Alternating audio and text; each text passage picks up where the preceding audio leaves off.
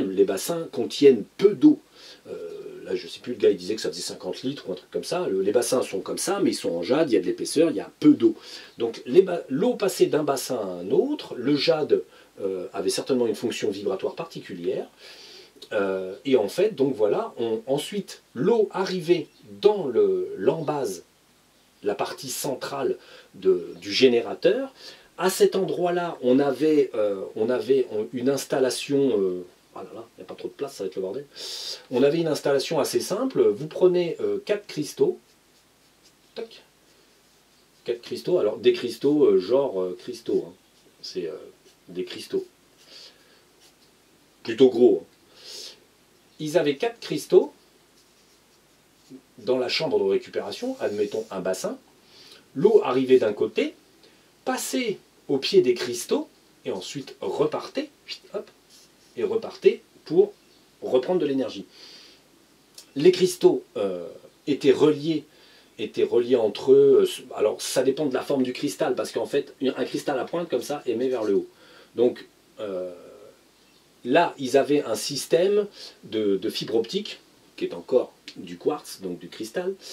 Les 4 cristaux étaient teintés différemment, c'est-à-dire que vous aviez par exemple un cristal teinté de cuivre, un cristal teinté de fer, un cristal teinté, vous pouviez mettre cuivre, fer, plutôt les métaux premiers, donc argent et admettons nickel. Bon, vous prenez ces 4 tonalités, et quand ils faisaient pousser les cristaux, chose qu'on fait de nos jours, en fait, ils mêlaient une quantité infime de fer ou de métaux. Vous pouvez mettre de l'or, de l'argent, des choses comme ça. En fait, et du coup, vous aviez un cristal ferrique qui captait une certaine fréquence de l'énergie solaire distribuée dans l'eau. Quand l'eau passait, les cristaux collectés par induction, hein, c'est pas que le cristal, quand il baigne au pied comme ça, en fait, il collectait par induction, il y avait peut-être d'ailleurs de l'eau jusque-là, hein, pas juste un petit peu d'eau, par induction simple, l'énergie que chaque cristal pouvait collecter, il la collectait. Ensuite, il mettait de la fibre. Alors admettons qu'il mettait de la fibre comme ça, une fibre pour collecter l'énergie et ensuite rassembler l'énergie. Et à l'extérieur, il y avait un énorme cristal, pareil que celui-ci. Hein, vous aviez le bâtiment, la collecte au pied. Tout ça, c'était relié à un gros cristal qui expédiait l'énergie de ce temple à Khéops.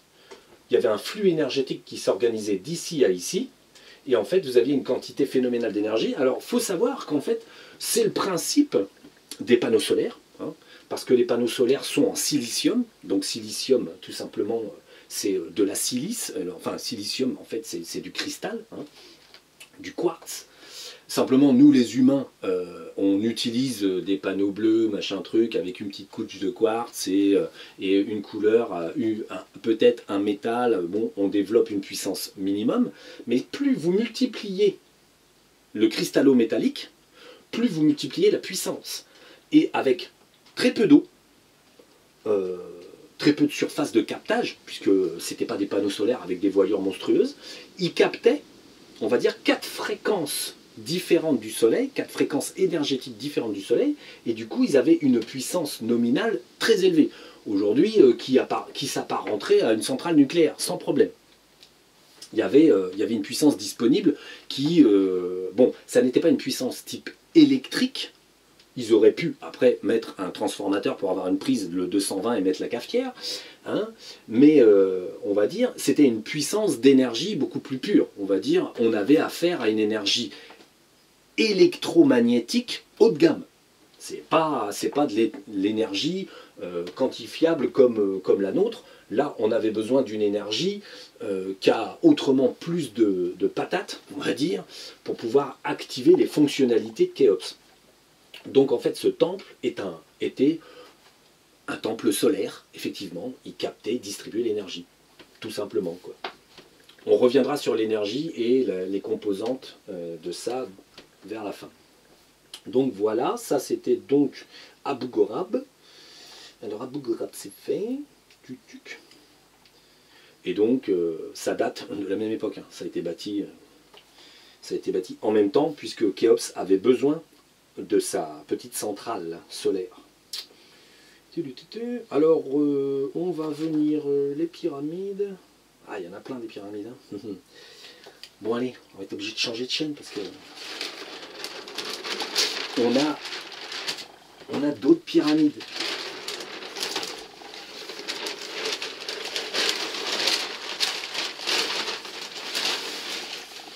Hop, hop, hop.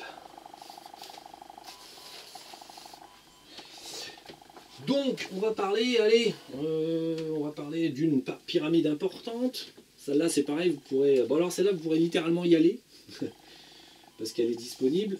La pyramide de Bosnie. Alors, qu'est-ce que c'est? Est-ce que ça marche? Est-ce que ça marche pas? Alors, la pyramide de Bosnie, malgré tous les chiffrages de nos archéologues émérites. Alors le type vous verrez l'histoire de la pyramide de Bosnie, je vous la fais pas, mais le gars, il a été très courageux, il a été au bout de ce qu'il voulait faire. Très bien. Un homme obstiné et intelligent. Bon, alors je vais l'aider un peu, la pyramide, elle a 50 000 ans. Hein. Elle n'est pas toute jeune. 50 000 ans, c'est bon. Atlante, il y en a effectivement 5.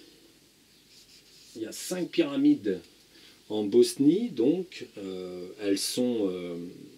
Alors la pyramide de Bosnie est l'une des seules, enfin l'une des 3 pyramides qui fonctionnent encore sur son stade basique normal.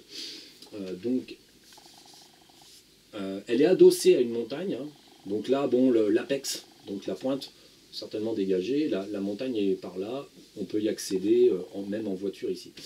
Donc c'est une très grande pyramide, elle fait effectivement partie des plus grandes pyramides jamais trouvées, hein, c'est un gros bloc, elle rigole pas, elle est immense. C'était une pyramide. Alors ça c'était, alors il y avait une ville à cette époque-là, à l'Atlantide, hein, il y avait une ville, c'était normal. Hein. En fait, imaginez une ville humaine, simplement les pyramides étaient des, celle-ci c'était pour soigner. Mettons que le matin, vous alliez pas trop bien, ah, je me sens pas bien, j'ai mal au dos, bon bah vous alliez à la pyramide vous soigner, comme on va à l'hôpital. Simplement, c'était moins con, c'était pas cher, parce qu'il n'y avait pas d'argent, et ça marchait beaucoup mieux. Après, si vraiment il y avait des choses spécialisées, si vous cassiez une jambe, bon, on faisait une petite chirurgie, et puis après on pouvait vous amener à la pyramide pour cicatriser plus vite et être en forme. On va dire, vous alliez à la pyramide comme vous alliez au café. Hein, tiens, je vais me prendre un café, tiens, je vais aller à la pyramide. C'était la même chose. C'était la vie pendant l'Atlantide était une vie bien plus paisible, bien plus humaine. On ne travaillait pas, on n'était pas au trépalium, on n'était pas forcé de travailler comme des connards pour rapporter du fric aux Illuminati. Donc, cette pyramide est l'une des plus grandes sur Terre qui fonctionne. Elle fonctionne, donc vous verrez, il y a plein de trucs, des sites. Alors bon, maintenant c'est devenu une attraction touristique, plus ou moins organisée. Ils ont fait des fouilles, ils ont trouvé des tas de trucs. Ils n'ont jamais trouvé l'entrée. Nous on a regardé, effectivement, ils l'ont loupé. Ils n'ont jamais trouvé l'entrée. Ils ont fait des fouilles avec les moyens qu'ils avaient. C'est un site qui reste... visitable par le commun des mortels, hein. Vous pouvez aller en dessous de la pyramide, là ils ont trouvé les entrées des passages où il y a des... ils vous expliquent très bien ça, des petites roches là qui transmettent, c'est pas des roches, c'est de la céramique artificielle. Donc tout a été étudié correctement. Bon, après ils ne sont pas rentrés dans la pyramide, ils ne savent pas vraiment comment ça marche. Ils ont mesuré ici l'énergie, ils ont mesuré ici l'énergie. Dans les tunnels, là, vous pouvez accéder. Donc ils vous expliquent tout très bien, c'est parfait. Et si vraiment vous avez du temps et que vous voulez vous sentir mieux, vous faites un petit séjour là, dans ce coin de la Bosnie et vous allez quand même pas mal récupérer. Parce que les vibrations sont accordées sur 7,83 Hz, c'est-à-dire la fréquence de vie de la Terre. La résonance de Schumann. Il y a quelqu'un dans un reportage là sur la pyramide, il parle de la résonance de Schumann et il dit qu'elle a augmenté. C'est pas vrai. La résonance de Schumann, c'est un problème, on va dire, de dynamométrique par rapport à l'atmosphère et la planète Terre.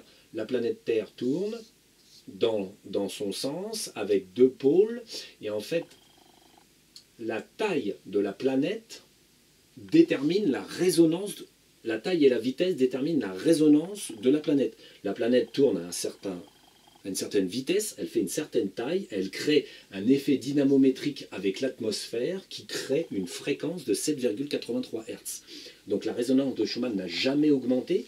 Il faudrait que la planète, chose qui arrivera d'ici peu tout simplement, grossisse pour que la résonance se modifie en augmentant ou en baissant, mais sur quelques Hertz. Véritablement, ce qui a augmenté dans l'atmosphère, ce qu'on mesure maintenant et qu'on prend pour la résonance de Schumann, les gens vous disent qu'il y a, 16 ou 17 Hertz. Tiens, j'ai oublié comment on met Hertz. Ah oui, Hertz. Il y a 16 ou 17 Hertz disponibles dans l'atmosphère partout. Non, non, là, il faut se tourner vers la 5G, le chantrail, la radio, la télé, les portables, tout le matériel humain sature l'atmosphère humaine. Ce qui fait qu'au lieu d'être à 7,83 Hz, vous êtes à une moyenne de, mettons, 16 Hz à la campagne. À la campagne, peut-être à certains endroits, vous trouverez encore 7,83 dans un trou quelque part où les ondes n'arrivent pas.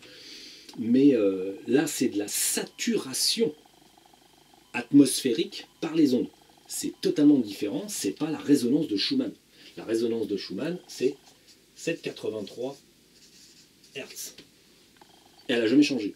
Elle changera quand Gaïa prendra un petit peu de taille, d'ici peu de temps. Donc, à l'intérieur, vous allez trouver, là en bas, vous allez trouver des cailloux de céramique, des choses comme ça. Alors vous regardez les reportages, ça vous expliquera très bien. Il y a même des petits gars qui ont été, ils ont été en haut, tout ça, ils vous expliquent tout. Bon, c'est bien, c'est bien expliqué. Moi, je vous donne ce qu'on ne vous expliquera pas. Hein, donc, elle a 50 000 ans. Il y a 2 autres pyramides qui fonctionnent dans le monde. Parce que Khéops fonctionne à 50%, vous allez y aller, ça ne va pas nécessairement vous soigner. Là, celle-ci, si vous n'êtes pas en forme, ça ne va pas. Franchement, tous les jours, vous allez dans les tunnels, là, vous vous installez près des pierres, vous essayez de rester le plus longtemps possible. Il faut y aller à une période pas trop touristique. Comme ça, vous pouvez rester, camper, enfin, pas camper, mais parce qu'il y a des entrées, il y a des groupes, des trucs, c'est très organisé quand même. Essayez d'y aller hors saison. Et on va dire, vous pourrez rester sur place et vous régénérer. Hein, et bon, le reste, le folklore qui est organisé autour, c'est parce que c'est leur seul moyen de revenu à ce petit village. Enfin, cette petite ville qui habite au pied des pyramides. Et qui n'avait pas vu qu'ils avaient des pyramides autour d'eux. Donc, il y a 5 pyramides. Alors, comme dans une ville ordinaire,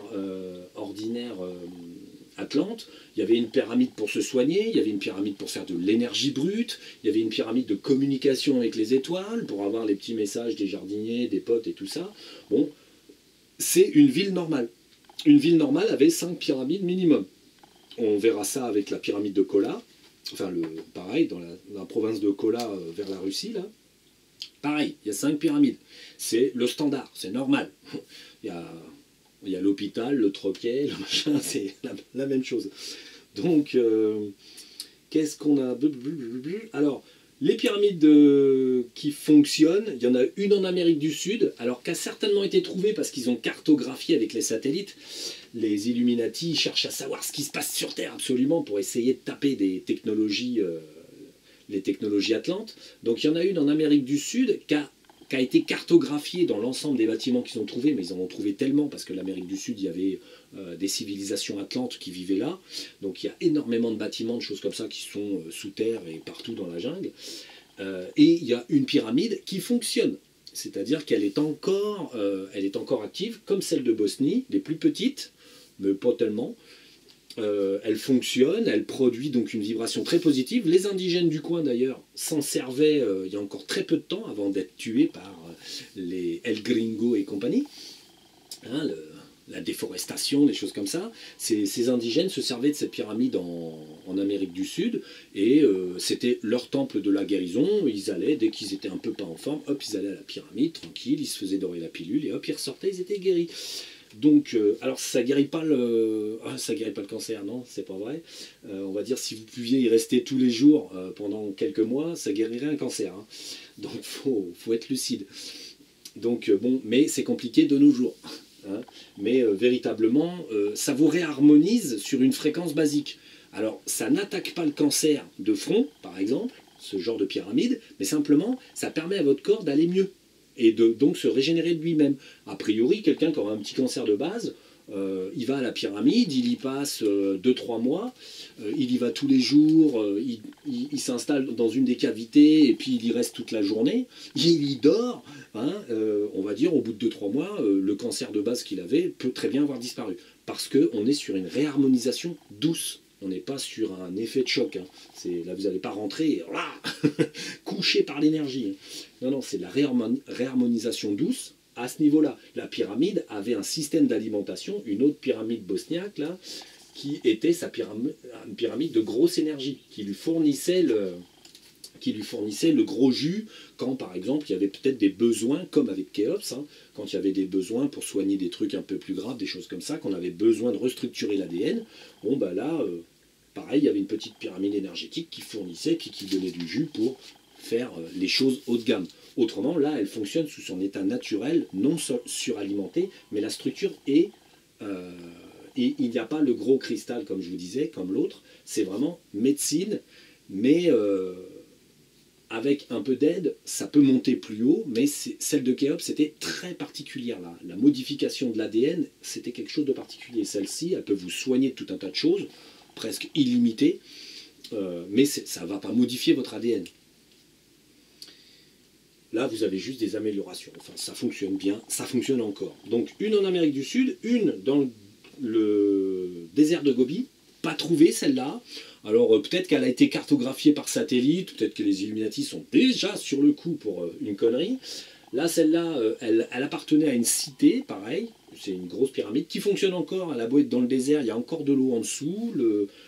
En fait, tout le système fonctionne. Pour l'instant, elle n'est pas officiellement trouvée. Et elle appartenait à un complexe plus important. À côté de ce complexe, il y avait le système de la porte des étoiles des jardiniers de la Terre. Ça, et je ne suis pas inquiet, ils ne trouveront pas, et s'ils trouvent, de toute façon, ils ne comprendront rien. Et dire qu'ils ne comprendront rien, c'est rien de le dire. Donc, une vraie porte des étoiles, c'est comme ça que certains jardiniers de la Terre venaient, et ceci, cela. Voilà, voilà. Donc,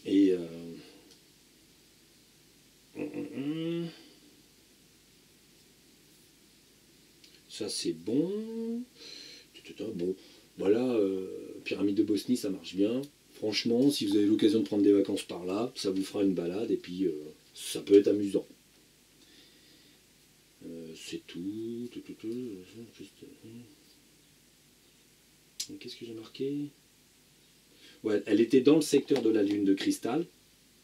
Donc, elle fournissait aussi... les pyramides avaient la fonction, dans chaque ville qui était dans l'enceinte de la lune de cristal, certaines pyramides produisaient un flux énergétique qui permettait de compléter en fait, le dôme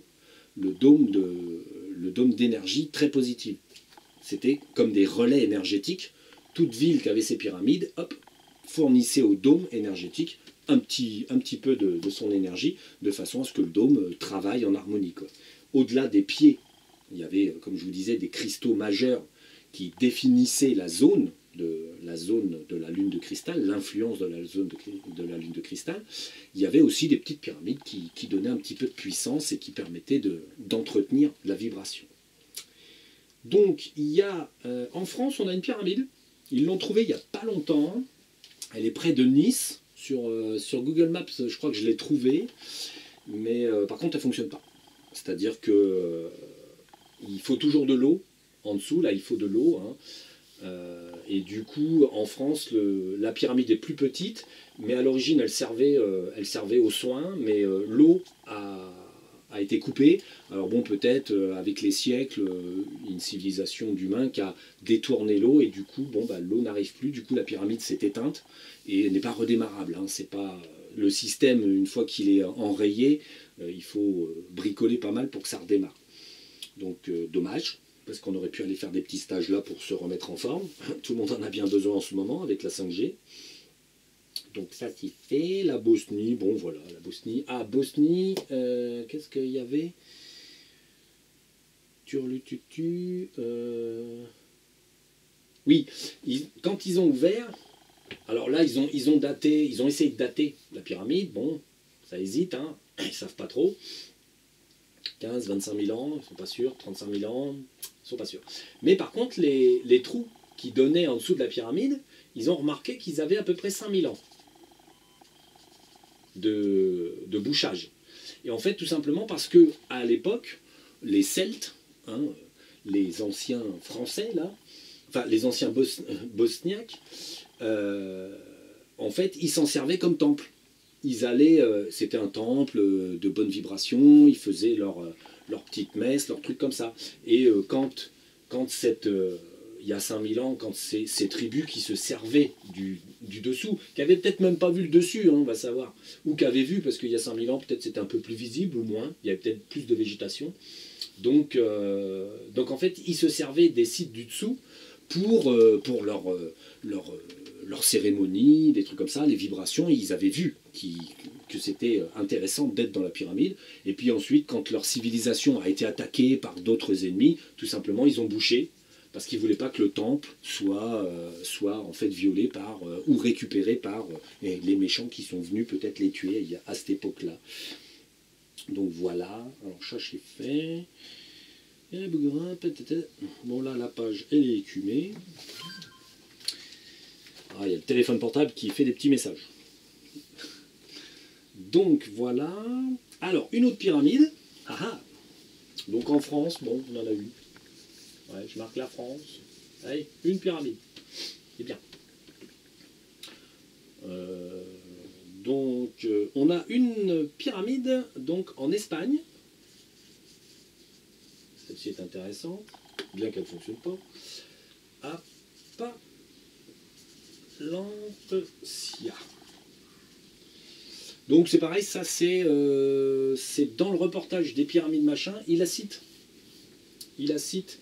Et de ce côté-là, il y a une petite gravure, je sais pas, il y a avec deux extraterrestres qui sont comme ça, hop, des petits gris d'ailleurs, hop. Une gravure avec deux extraterrestres. Alors, on a regardé un petit peu qui s'est fait bâtir des pyramides, des trucs comme ça. Alors, en fait, la pyramide de Palencia, la petite gravure donne cette apparence-là, puisqu'en fait, ces genres de petits gris, c'est des sortes de petits gris hyper-tech. En fait, ils ne vivent que de technologie, hein, ils sont complètement abrutis à la technologie, d'ailleurs. En fait, ils sont passés sur Terre et bon, ils repassent. Parfois, ils regardent un petit peu des choses comme ça, ils s'intéressent. Mais en fait, c'est une espèce d'extraterrestre qui, à l'origine, était plus ou moins des humains, hein, type humanoïde. Hein, mais leur forme s'est modifiée au fur et à mesure. Alors, ils sont en unité, c'est-à-dire donc ils sont, on va dire, tout le collectif est connecté les uns aux autres, donc ils font de la télépathie, ils font des choses comme ça. Mais ils se sont tellement intéressés à la technologie qu'ils ont un petit peu laissé le côté spirituel de côté. Et du coup, ils se sont concentrés en fait sur leur nombril, le collectif. Alors ils sont en unité, hein, ils sont conscients d'être ensemble, des choses comme ça, mais c'est une unité fermée.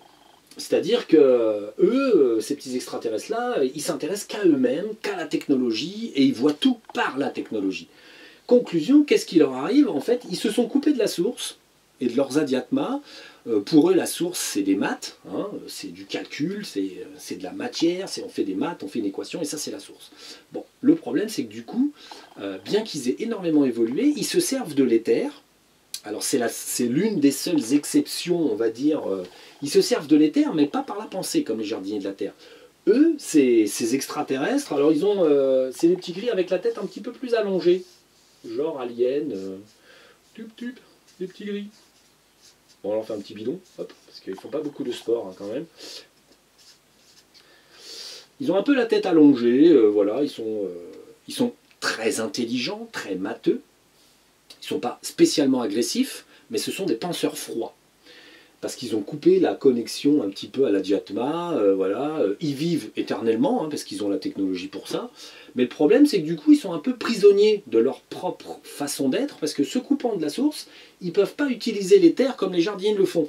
Un jardinier de la terre, il pense, il met dans son petit vaisseau, hein, il a son petit vaisseau, là, avec les petites herbes, machin, truc, en pilotage, les petits hublots, hein. Très joli ce vaisseau. une antenne Wi-Fi bien sûr. Hein.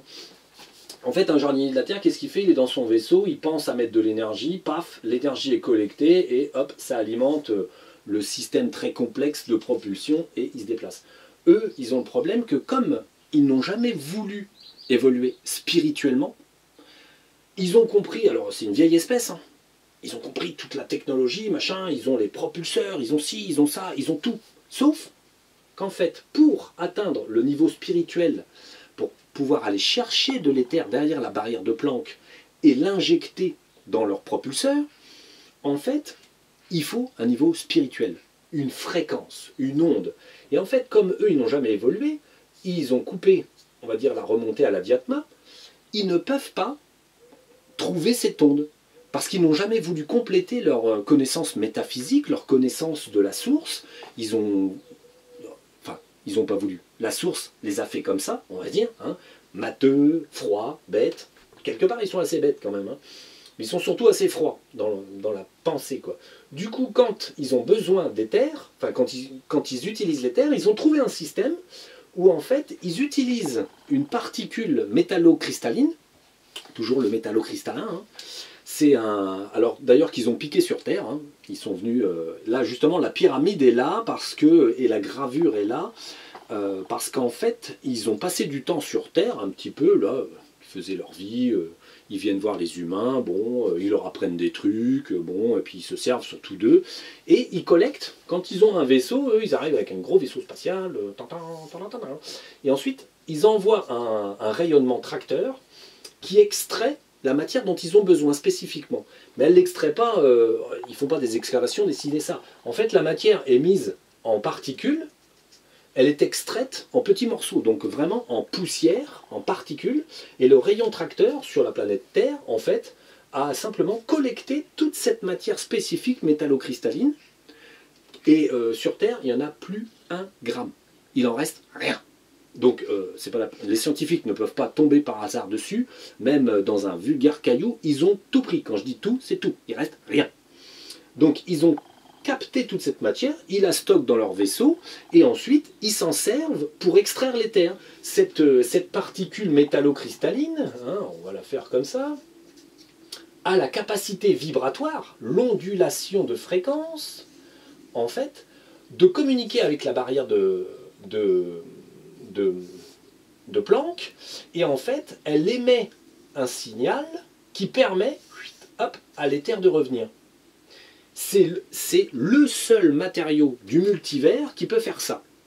Quelque chose de métallocristallin très particulier qu'il faut certainement traiter d'une certaine manière. Donc en fait, eux, ils le collectent, ils le traitent, ils le mettent comme il faut, et ensuite, à partir d'un appareil très complexe, ils envoient un ordre électromagnétique à cette particule qui émet la bonne fréquence, la fréquence de l'esprit, en fait.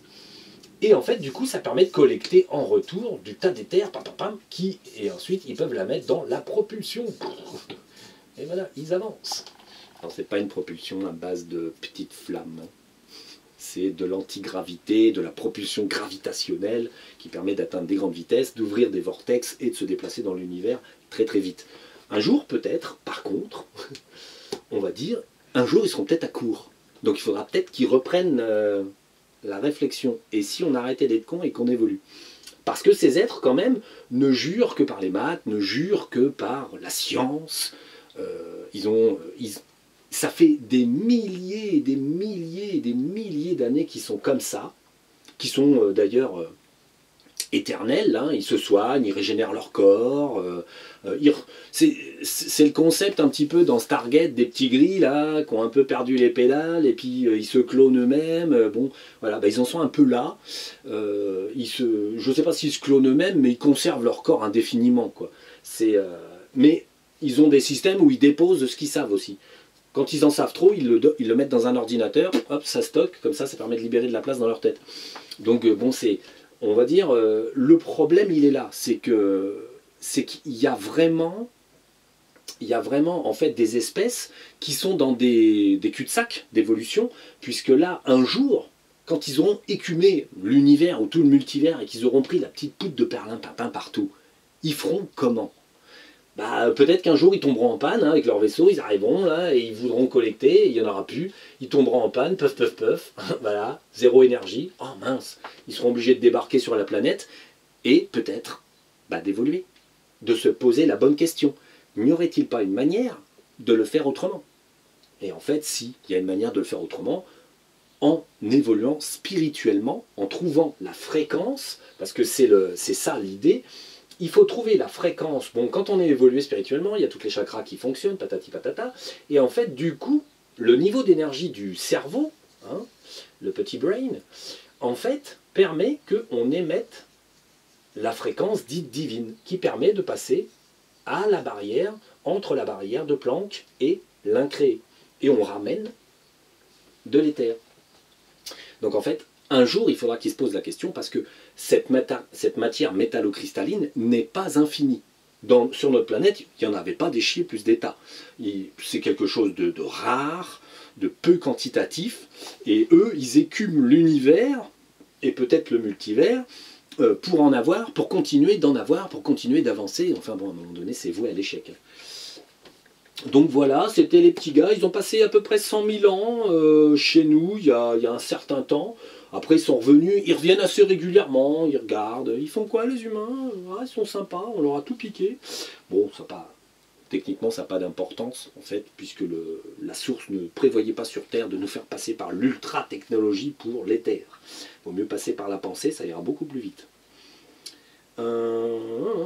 Voilà. Donc ça c'est bon.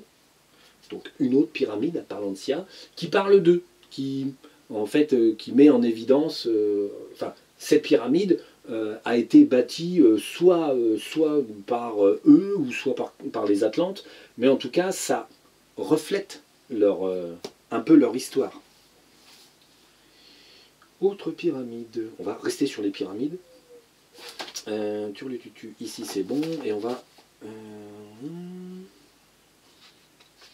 on parlera d'énergie, plus proprement dite. Pyramide de Kola. Donc, dernière pyramide. Voilà, celle-ci n'est pas tellement visitable, hein, parce que sur Terre, elle se trouve, la pyramide de Kola, donc c'est pareil, c'est assez récent, la découverte de la pyramide de Kola. Donc, c'est pareil, c'est une ville où il y a 5 pyramides classiques. En plus, il y a un lac qui n'est pas très loin.